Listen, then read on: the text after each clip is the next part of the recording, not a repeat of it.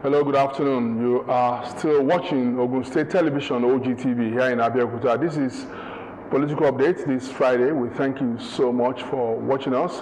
We're here again this afternoon to bring you another exciting topic on this program as we count down to next year's general elections.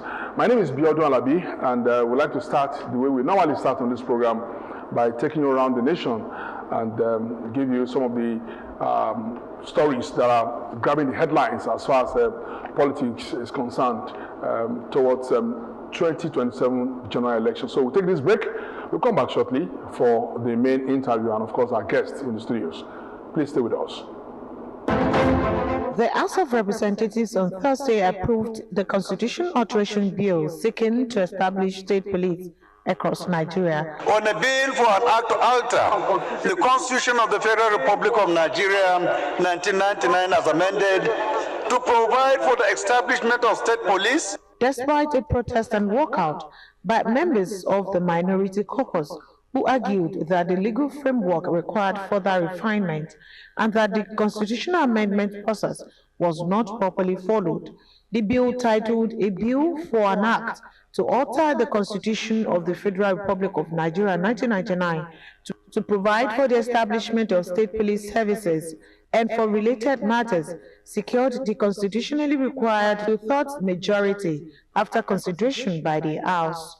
The legislation was transmitted to the National Assembly by President Bola Ahmed Tinubu as part of the administration's effort to decentralize policing and strengthen the country's security architecture amid persistent insecurity across several parts of Nigeria. The family of the former Kaduna State Governor Nasiru El-Rufai has dismissed as fake a letter circulating on social media and purportedly addressed to the leadership of the African Democratic Congress.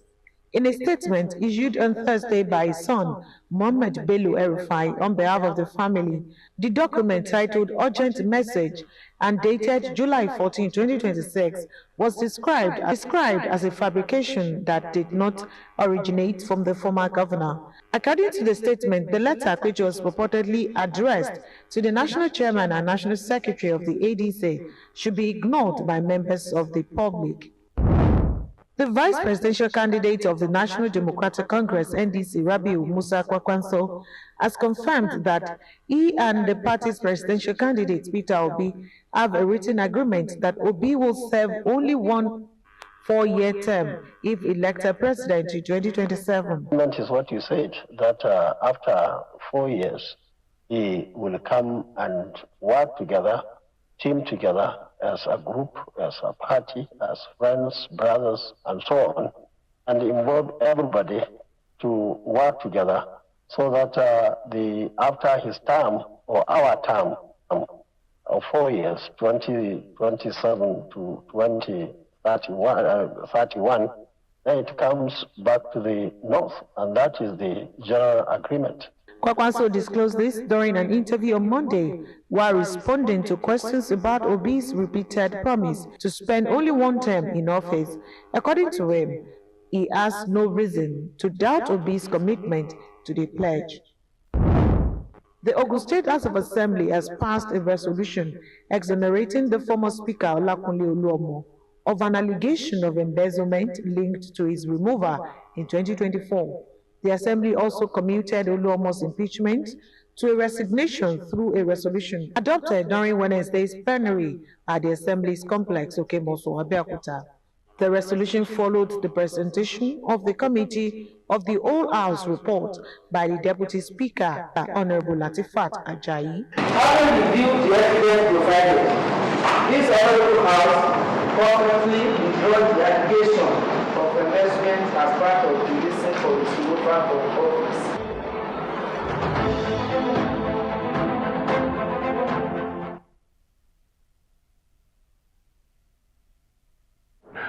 All right, we thank you so much for still watching us. It's Political Update on Ogun State Television. Okay, you just saw some of the big headlines politically in the last 1 week. This afternoon, we are looking at a topic that encompasses everything. You know, that has to do with next year's general elections. We want to look at the dynamics of next year's election and how those dynamics have been formed by the past of Nigeria. When we talk about the past of Nigeria, we have to look at the last elections and the consequences that they go have on next year's general election. I have in the studio this afternoon one of the very brilliant public commentators in Ogun State. He's joining us on the program this afternoon. Ayo Bamigbe Faloye is here. Good afternoon, Mr. Faloye. Good afternoon. Good to see you. Thank you so much. Always a pleasure to be here. For joining us this afternoon. Okay, we're looking at next year's general elections. I mean, a whole lot of issues could be discussed. We are getting close to the campaigns for the presidential election, but let's start by doing retrospection of elections in Nigeria, particularly the last election that we had in this country, which produced late Muhammadu Buhari as president before the election that brought in Tinubu.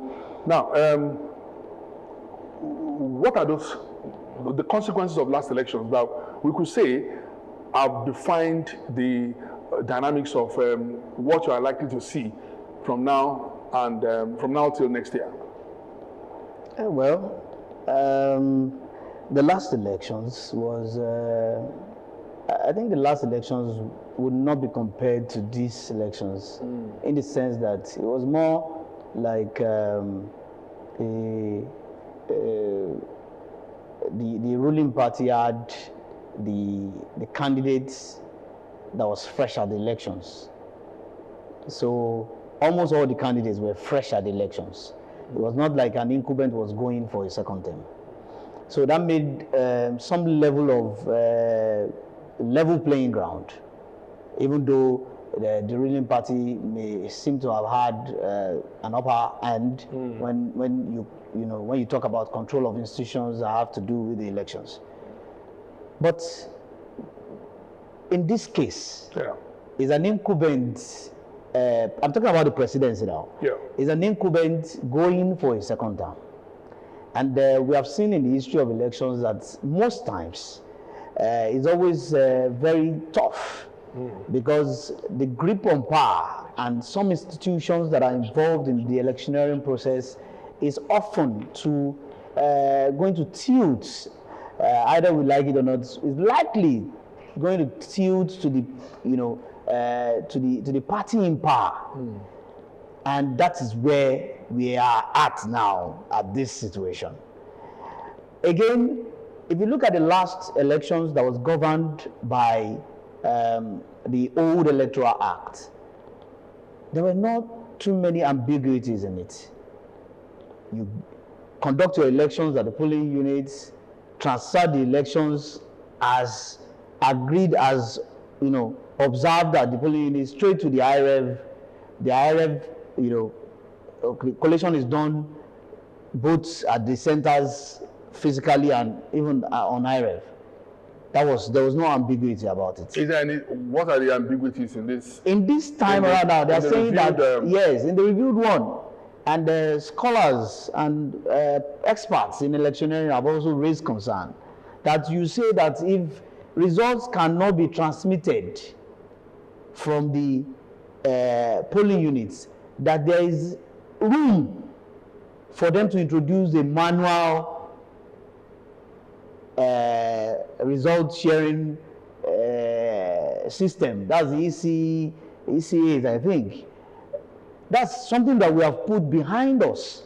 And now you put a room there that they can use it. That shows that you are not being stringent. So we are going to have an election where the similitude of transfer of results may differ. In my polling unit, we may have done the electronic one, and in some other polling units, it might have been manual. That somebody will have to take it from one person's hand, fill it on paper to another person before they take it to the collation centers. And you know that the greatest threat or distrust in our electionary process has always been that manual approach to collecting results. So another thing again is that this year's election, just like previous elections, considering the socioeconomic realities, I don't think it's but was it, sorry to cut in, but was it largely successful in the last election? The transfer to to IREV, electronically, was it largely successful? Don't you think we had some glitches that time, and that was why that aspect of the election process was now opened up? Yes, a supposed glitch that is questionable. I mean, results could not be transferred during the presidential and senatorial, but was able to be transferred at the other elections. What the IREF also did was that there were a lot of expose when it comes to doctoring of election result sheets. The IREF exposed it. Because physically people had the results, agents had their own results. What was uploaded on the IREF was sometimes shaded, was altered, and I mean, so there were evidences to suggest or suspect some level of manipulations, which some people have also come out to attest to after several years after the elections, that indeed some of these things were doctored and all of that. But again, the most important part of the electronic transmission or immediate transmission was that it gave room for some level of transparency and accountability. That was the beauty of it. But you imagine where we are going into an election where there's already so much suspicion, from the critical antecedents of the current chairman of the electoral body to several games that have been played, or the conduct of some of the off-season elections held in some states, going down now to the fact that in the last elections, I mean, that's even the most worrying part of the whole analysis. The last elections saw us elect a president with the lowest number of popular votes in the history of the country. But some will also argue Yes. that there is room, for petitions from other political parties, opposition parties and all of that, or individuals who are stakeholders in the election. Now, does it mean that such petitions don't get fair hearings? Because we are also likely to have that, in next year's election. Because you have actually pointed out some profound issues that we should actually look at as far as next year's elections are concerned. But my worry has always been, there's room for petition. In the long run, these petitions are taken to the courts, electoral courts, and they usually don't see light of the day in most cases. I mean, I think that part of our electioneering process is becoming worse now. In the last elections, a lot of petitions were filed, a lot of video evidences that eventually caused a lot of apathy and made us to elect a president with the lowest ever number or percentage of voters compared to the eligible voters, eventual voters compared to the eligible voters. The lowest ever in the history of the country to elect a president in the last elections. Now we are gradually moving into that. You said petitions. Petitions went to court in the last elections. Majority were thrown out. In this state, for example, forensic evidences were not even looked into at the governorship level of the electoral tribunal. I mean, forensic evidences were not looked into. Cases were majorly dismissed based on technicalities. Now, we have now graduated in those anomalies. Did that happen in other states too? You mentioned Ogun. Yes, indeed. Okay, so then it's a national anomaly. No. I mean, of course, I just gave the one closest to us so that we don't begin to think too much and think far about what has happened to our electioneering structure or processes. Another thing that's also I said they've now graduated in these coming elections. Now we are seeing a lot of internal party issues being decided by the courts. Do you know what that means to democracy? It means that the courts will begin to substitute the will of the people and the wish of the people. If the people have supported so-so person to be their candidate, and somebody goes to courts, I mean, all in the name of whatever, petition, and the court now begins to decide that no, it's not person A that the people has chosen that represents them, it is now B that will represent them. Don't the parties have, rights to the way they run their internal affairs? As long as there's an agreement, among all members of the party that this is the way we're going, shouldn't we just leave it to the parties and say, okay, that's how they... Yes, they often leave it to the parties. But again, when there is a dead end, they often resort or try to resolve these issues at the courts, because we don't have any election alternative election dispute resolution organ or structure other than the courts.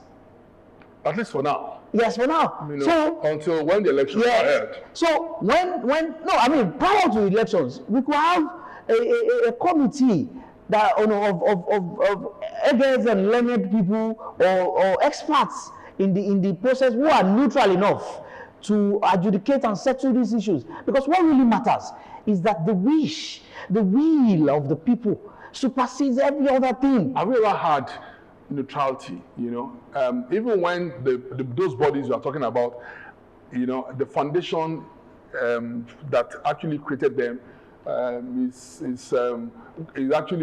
supposed to be ruled by neutrality. You see, laws will not necessarily guide you to neutrality. Your professional expertise does. And we have seen in this country resident electoral commissioners who have stood their own, who have been, irresistibly professional at dissipating their responsibilities. Example very close to us is Dr. Muti Agboke, who has exemplified being neutral in many occasions. How can you be the umpire in a state election and both the loser and the winner come to shake you that you have done well? It says a lot. The same thing we saw recently in Abia State, Professor Oti. She stood her grounds to be neutral. You see, what governs institutions in terms of policies and constitutions can only be on paper. The latter part of the implementation is on us. It's on individuals. And that is where the characters of those individuals will come to play. Professor Oti, against all threats, was ready to die in accordance with her principles, in accordance with justice, in accordance with fairness, which are fundamental to the words and acts of the elections in the country, and in accordance with the constitutional acts that gave birth to INEC itself. Mr. Follow, let's look at the quantum of those issues now. I mean, I think it's we could say it's always easier when you are the umpire, in a particular state. Do you think it can be as easy as that when you're the umpire at the national level? I'm talking about national INEC body now. I mean, if we can have it in a state, don't forget, an example of a state like Ogun State has about 20 local governments, has about 5,040 polling units, if I'm correct, 265 wards or thereabout, or 56 wards thereabout. I mean, that's a microcosm of the entire country, which cuts across different ethnic groups that make up the state, different geographical locations. I mean, we're talking about a state like Ogun State where you have an Abigi and you have an Abeokuta. You're not talking about. You're not also. Are you also looking at? Because there are bigger interests. When it comes to national elections. Yes. Than when you have state elections.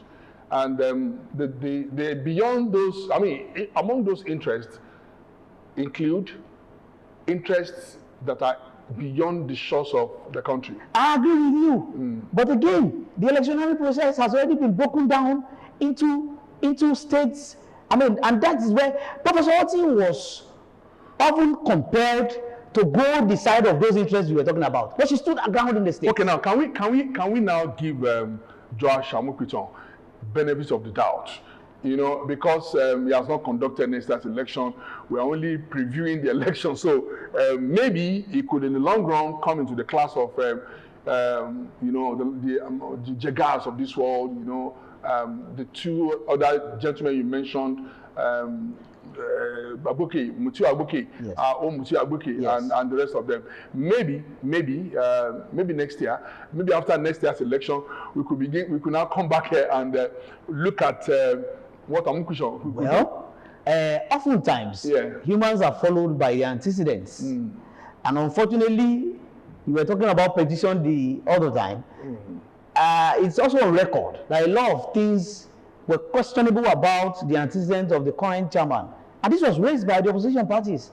I don't know how much of success they've gone at those petitions at that time. I mean, the intriguing thing here is that we also have to look at where those who populate opposition parties stand.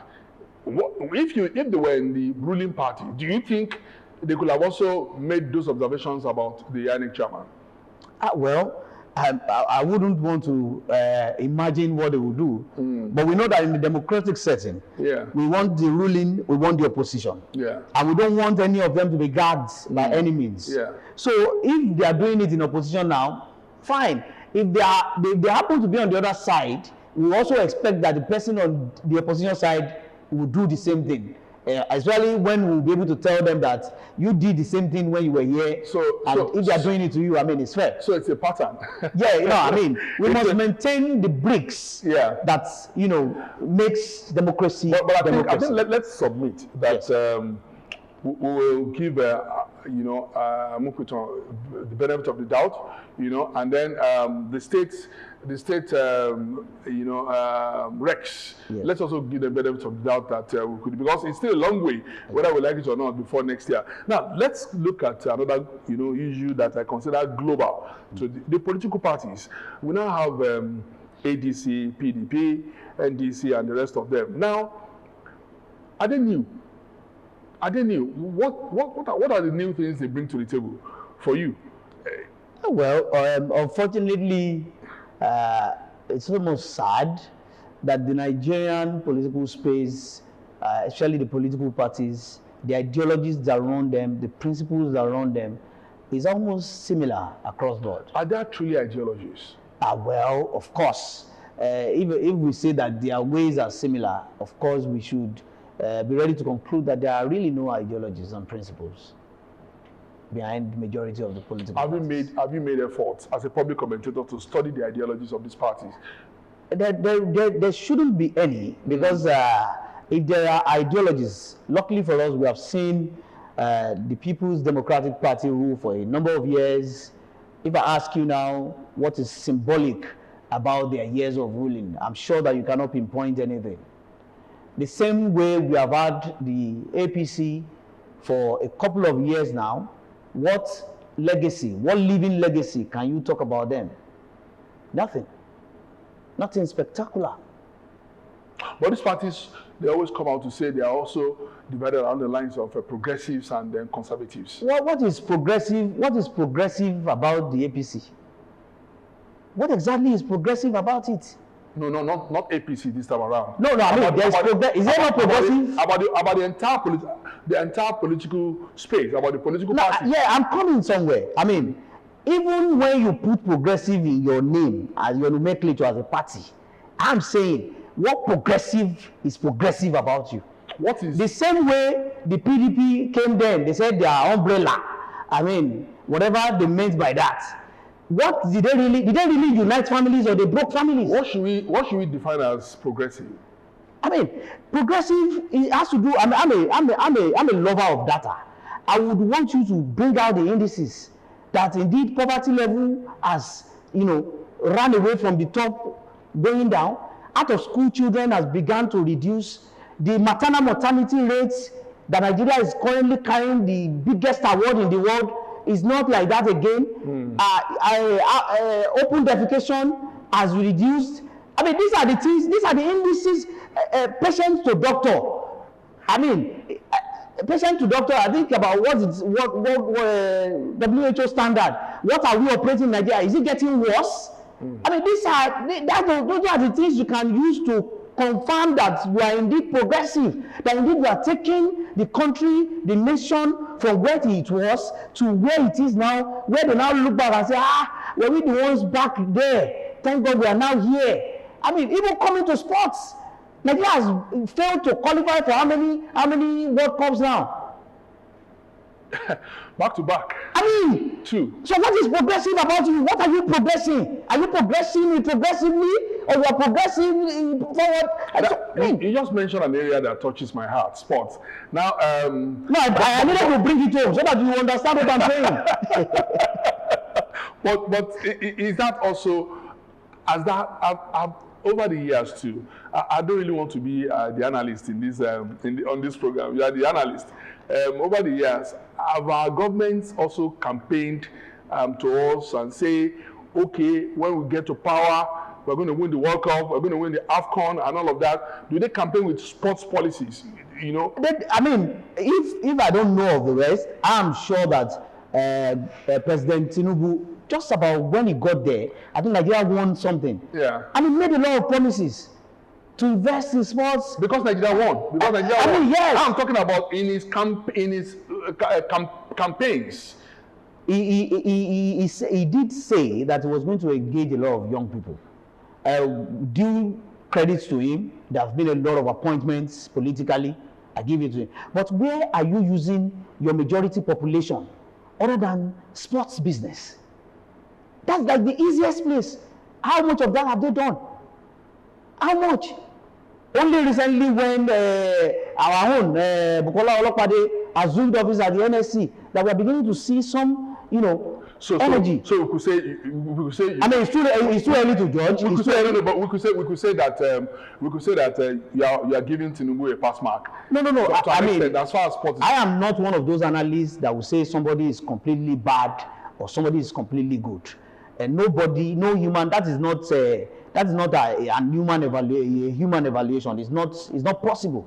So they will do some things rightly, and they will be doing badly in some places. And it's our duty to appreciate the ones that they do well, and of course, call their attention to the ones that are doing badly. In other words, in our evolution, as a democracy, we should also get to a particular point and say, okay, I think we've made some progress in these areas. Okay, we're yet to actually get to a certain level that Nigerians really want us to get to.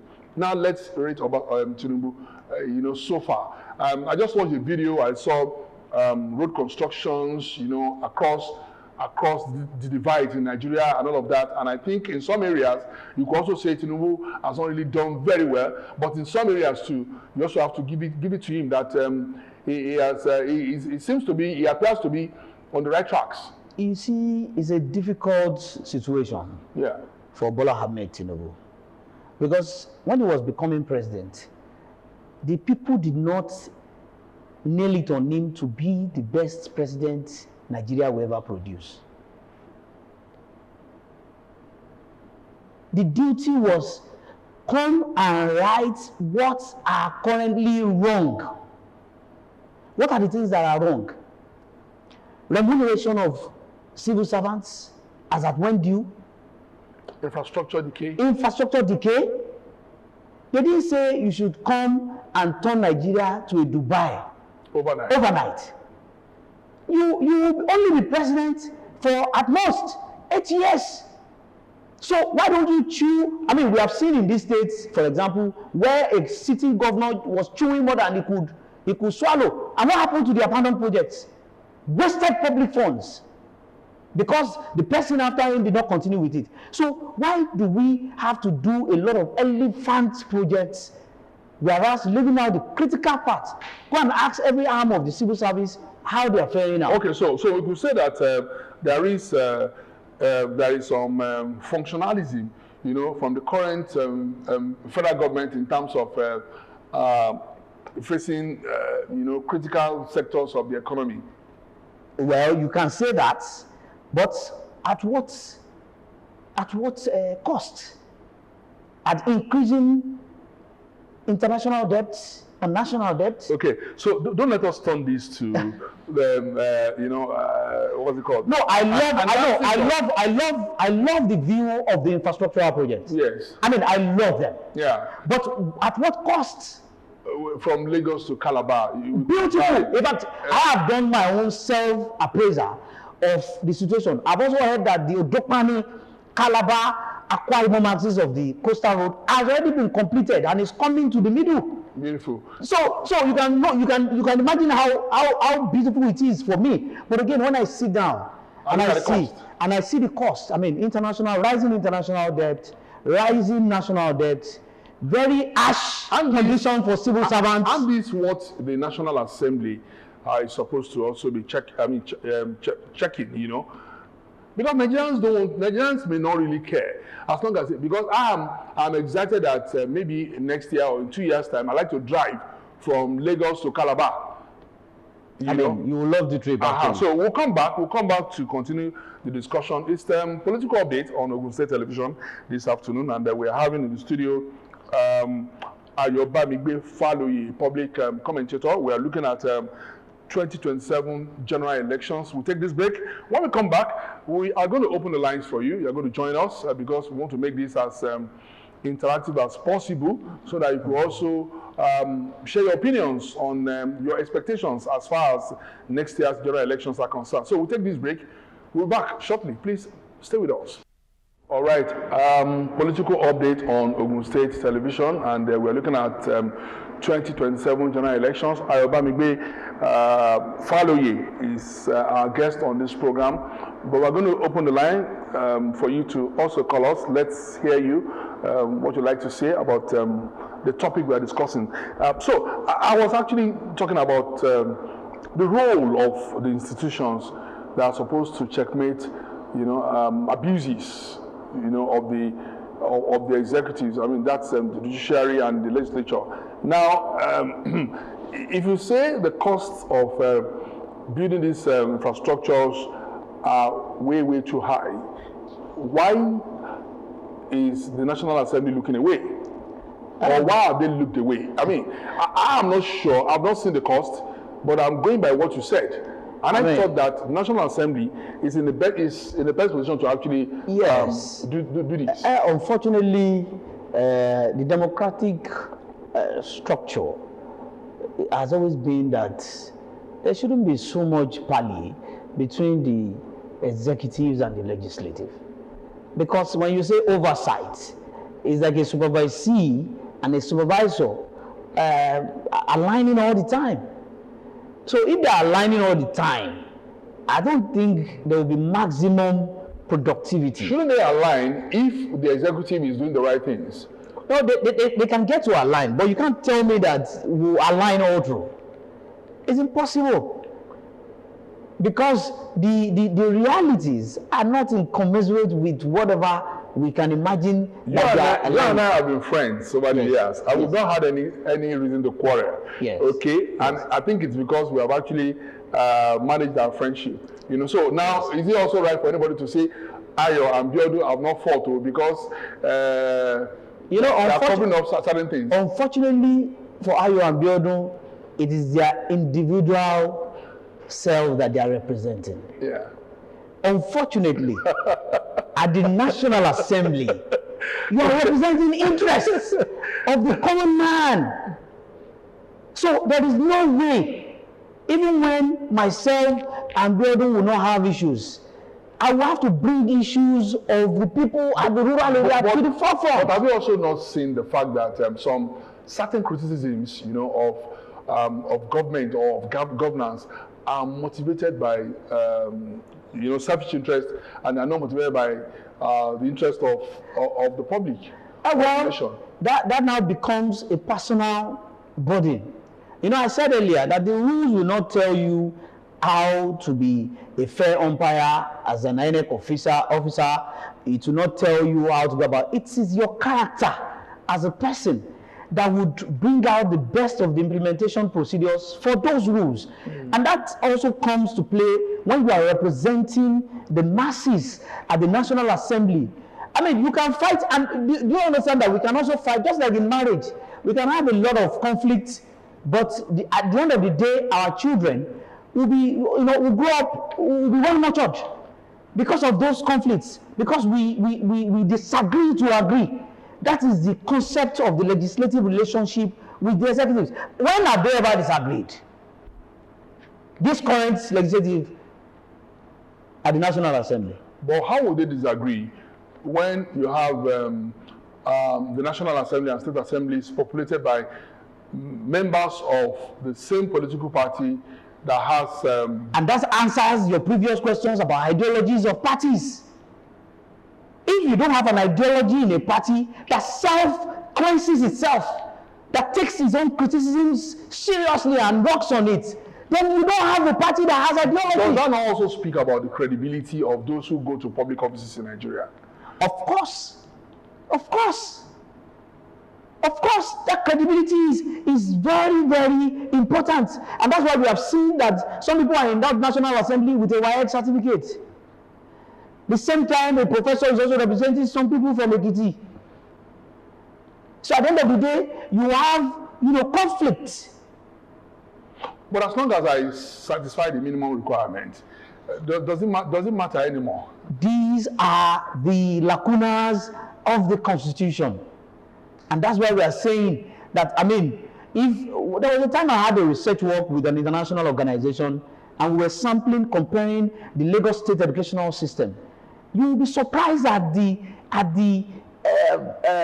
limits, the maximum limits of the achievement limits that they kept in these schools for certain classes.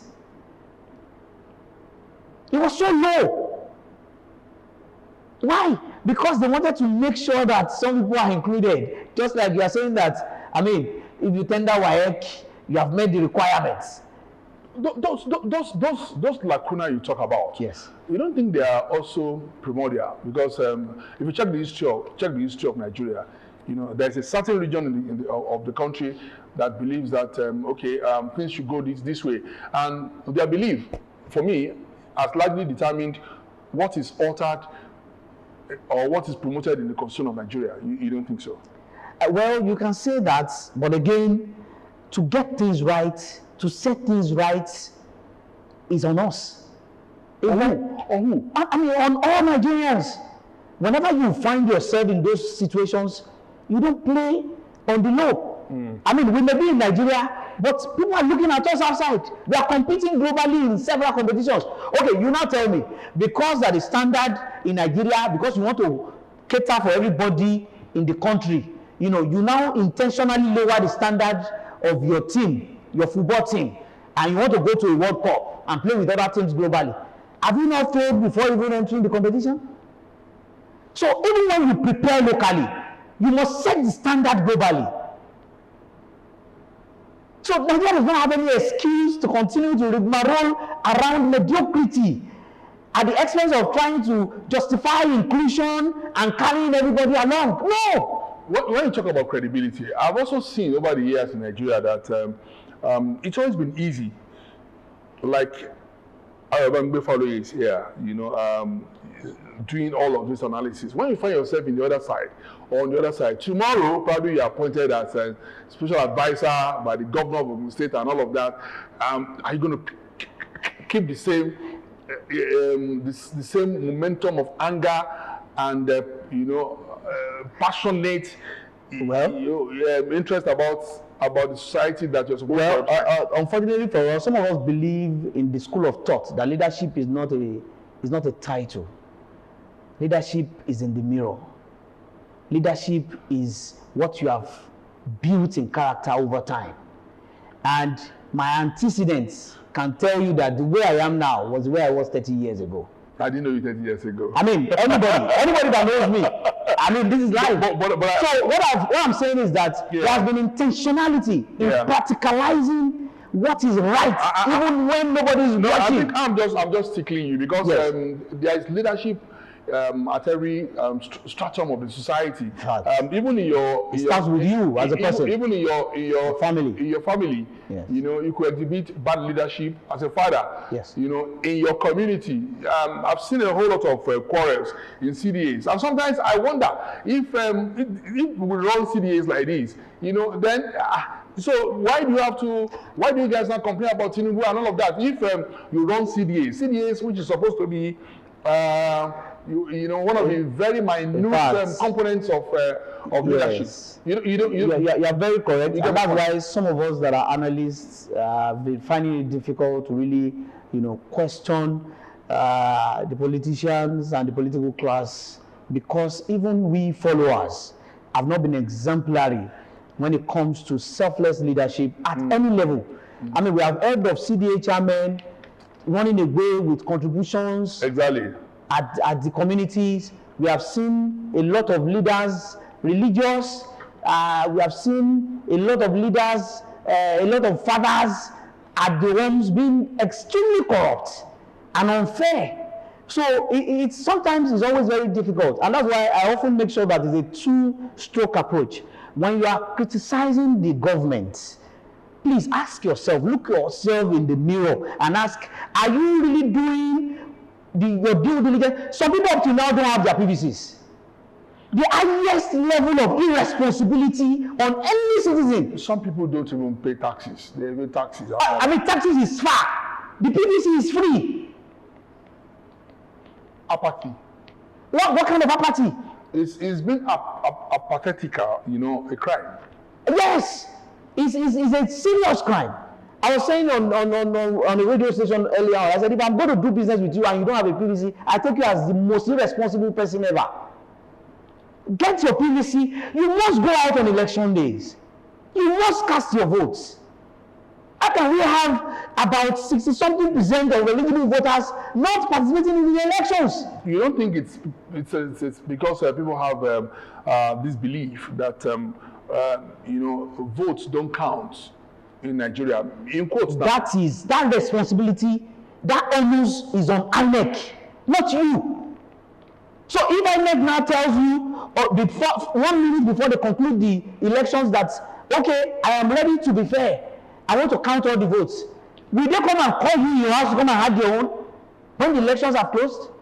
So you must do your own part first, which is casting your votes. Mr. Mame, let's speak to the truth. Yes.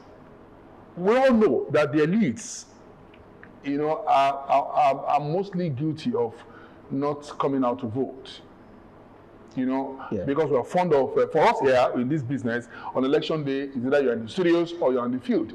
But we have a whole lot of elites who sit down in the comfort of their room, and all they do is to monitor the elections, you know, on the social media and all of that, criticize on the social media. They don't join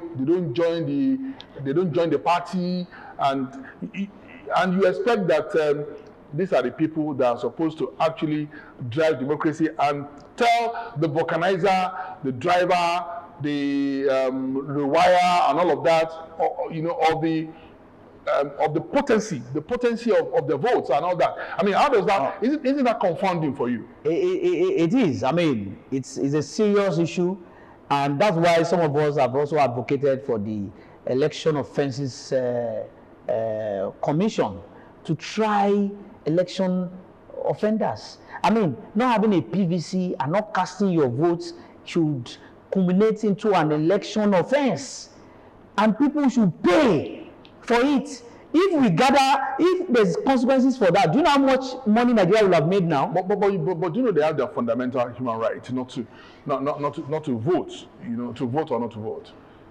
It is non-negotiable. It is not. It's your right as a citizen to cast votes. It's not who you want to cast your vote for that is left to you. That's your right. But I could say not to exercise my right.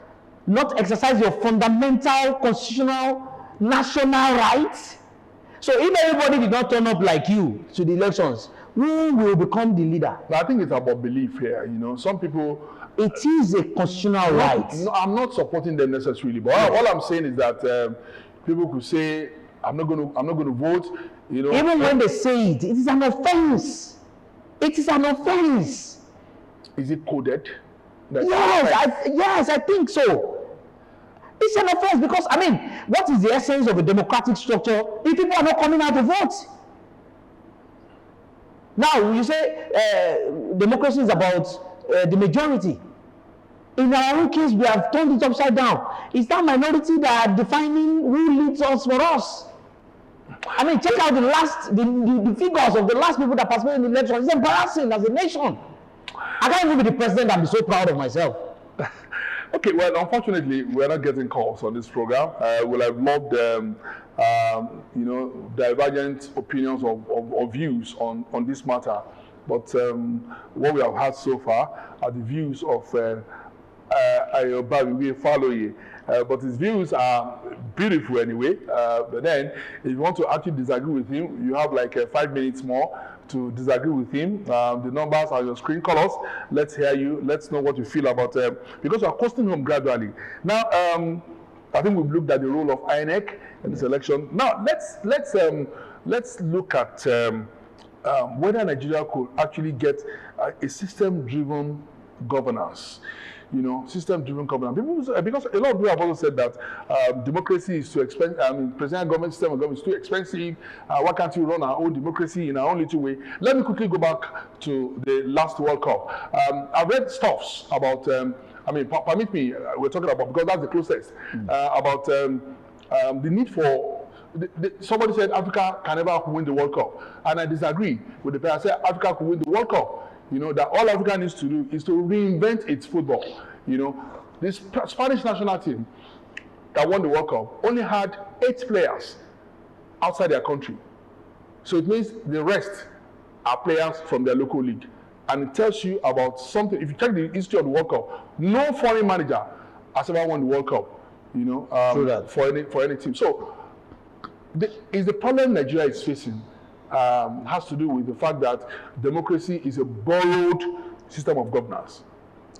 Well, we can say that, but we have also seen that the democracy is not a blanket. We have seen whole lots of styles of democracy: the presidential, parliamentary, the federal, presidential, different types. So it's all left to us to design it to what suits us. But unfortunately, even the one we are practicing, how much of practicing have we practiced it? Is it the same democracy that we are saying that opposition should not be gagged, that opposition are being gagged, that a lot of issues here and there because people have just stood on the other side? I mean, so is it not the same democracy we are talking about, that people are not going out to vote? In England, do people sit in their houses to watch election on the social media and TV on election day and not go and cast their votes? Do they do that? So we have not even done what they gave to us the way the owners gave it to us. Yet we want to evaluate how much of it works for us. We have not invested in it. We have not. If the majority of the citizens that are eligible to vote will not come out to vote on election day, and they will now be the larger ones complaining about the kind of rule the person that eventually came out of that process, is taking them through.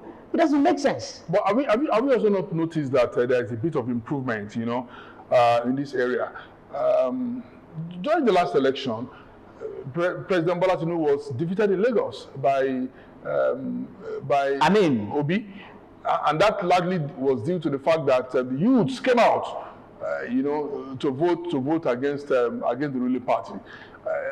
So isn't that an improvement? No, I did say that, whatever improvement we had in the last election, I mentioned it, that there was a level playing ground for a couple of the presidential candidates, if you remember that I said it on this program.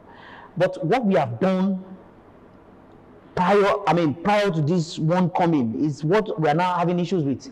You remove the electronic transmission of results and put an ambiguous lacuna in the Electoral Act, saying that if the electronic transmission does not work, you can resort to manual. The same manual we ran away from. If you think that is wrong, who should have complained? Everybody is talking. Respectively, Professor Atari Jaga has come out to release a document on it. What about the National Assembly? They are the ones that made the rule. They are the ones that adjusted the constitution to that level. So Experts have advised them. And one would naturally think that a WAEC holder in the National Assembly will listen to the words of a former INEC chairman and experts, a professor for that matter. Okay, so if the National Assembly did that and it was signed and sealed, who else or what institution do you think should have challenged that? I mean, the actors, the major actors, an example of the former chairman of INEC who has seen it all. What has the opposition parties done about this? I mean, or what have they done? There were protests, but I mean, protest doesn't go far in this country. Unfortunately. Unfortunately. But as I said, I think as we're closing in 2 minutes, yes. Do you also agree with the fact that your standpoint determines your viewpoint in Nigerian politics, or has ever determined your viewpoint? Your standpoint. We have an article in ADC, we have B in ADC, and these are people who have also been who at one time were in the ruling party. Now they are saying something different from what they said some years ago. Well, I mean, probably they now know better, or maybe it's even worse now. Nobody can tell.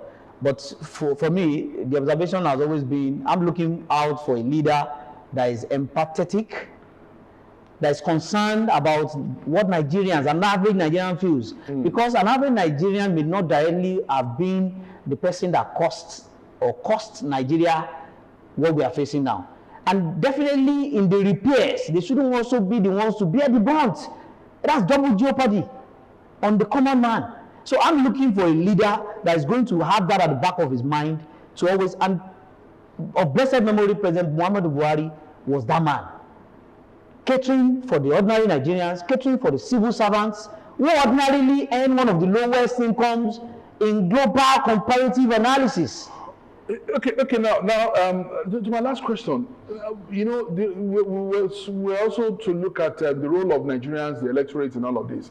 Now, all the political parties, their candidates and all of that. What should they do? What do the electorate have to do now in terms of what should govern their consciousness or their conscience as they go out to vote next year? I mean, look out for leaders that are empathetic. Look out for leaders that have antecedents, that have really done something similar to managing a complex, complicated nation like Nigeria. And of course, check their capacity. Are they capable? I was going to ask you. Are they trustworthy? Shouldn't they check their manifestos? Yes, their manifestos. I mean, manifestos, even though they don't adhere to the manifestos. There's no performance monitoring system to follow up, KPIs to follow up on whatever is in the manifesto so that you can easily evaluate how they are going. Maybe that's why some people in the Progressive Party think that they are indeed progressive. All right, it's been nice having you on the show this afternoon. Unfortunately, we couldn't get any call. Maybe they are scared of fire. No, I mean... All right, but that's the program this week. Thank you so much for watching us, and we'd like to thank you so much, Mr. Faloyi, for being on this program. Always a pleasure to see you so much. Thank you so much. We'll come back here next Friday, same time on this station, and it's going to be as hot as we've had it today. Bye for now.